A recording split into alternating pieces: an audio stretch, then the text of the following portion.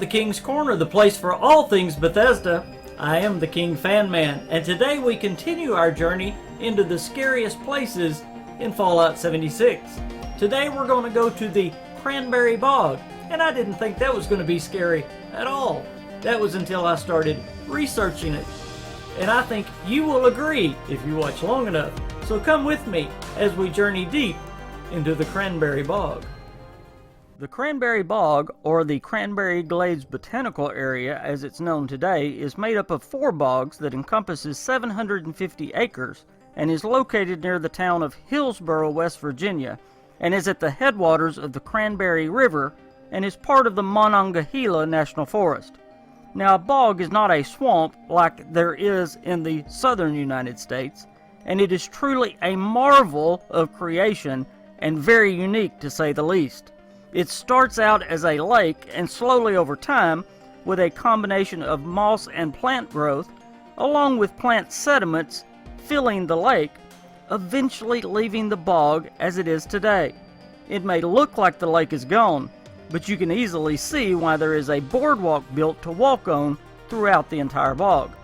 Now, this spongy combination of moss, plants, and water is called peat. Now, all of this is certainly interesting, but it doesn't sound like it's a very scary place. But wait, we are just getting started. Even without nuclear fallout, the bog is highly acidic. Since the lake is covered by plants, it cannot evaporate, and thus the pH continues to push more and more toward the acidic realm. This means the plant life in the bog will also be super unique. Of course, there will be wild cranberries everywhere, which is how the bog gets its name, but it also has the very unique and vicious insect-eating plants like the sundew and the purple pitcher plants. Now, can you imagine what these plants are going to be like in Fallout 76? They eat insects in real life, but in Fallout 76, you can bet they will try to eat you. But we are still not to the truly scary part of the Cranberry Bog. Bogs have often been believed to be very spiritual places, even going back to the American Indians. They believed all manner of spirits and creatures roamed around and through the peat. One reason for this belief is when a human body is left exposed in a bog, it doesn't decompose as you think it would. In fact, the oldest and best kept bodies in all the world have been found in bogs. The acidic ground and air keeps the oxygen level very low, which doesn't allow bacterial growth, and thus the decay process is almost completely halted. Bodies have been found over 1,000 years old, still having their skin fully intact, their internal organs, their beards and tattoos, even retaining not just their hair, but even their hairstyles. Many believe the first stories of mummies and zombies, even if not by those names, came from the very old beliefs from people living near the bogs. With those bodies being so preserved, it is easy to see why they feared that they might just stand up and come after them. The stories today coming out of the bogs of West Virginia range from ghosts and ghouls to shadows that lurk and follow you in the dark, to even creatures that sound like a Bigfoot type creature. This will be one of the harder levels in Fallout 76, and I know Bethesda will have fun giving us plenty of challenges and dangerous surprises around the Cranberry Bogs. With the towering man-eating plants, and probably some kind of man-eating reanimated bog bodies, what else could they have waiting for us in this very unique and scary place? One last thing, we might just have something from space to deal with as well. Yep, you heard me right. You have probably heard about the crashed space station. Well, my subscriber, Our Funhouse, figured out that the Cranberry Bog might just be the place we will find that crashed space station. Now my question is, what made this space station crash to the Earth? You see, if left alone, it should have stayed in orbit. That means someone or something influenced that station, shall we say.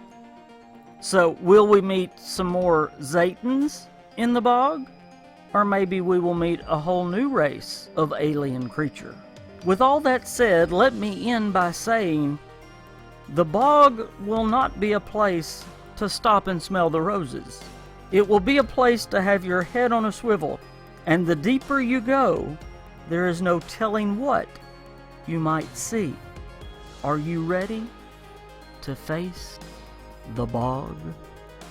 Now, with all that, we still haven't looked at the wildlife for the area. I was looking at some of the websites for the area of the Cranberry Bog, and of course the native wildlife matches up with some of the wildlife that Fallout 76 says is going to be in the game.